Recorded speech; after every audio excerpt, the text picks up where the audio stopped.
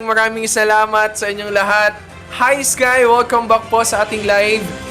Salamat po kay tweet ko. Salamat yung ating mga ating buting manager kahit po yun nasa trabaho siya po ng mga nagdugsong-dugsong na rin ating mga gagawin ngayon.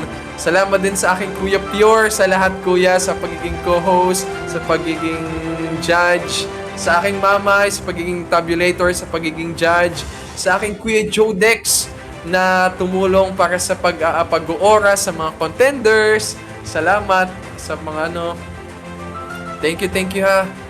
Thanks Ken, Sir Pure for the salamat din po. Ayun. Sana po kayong lahat nag-enjoy.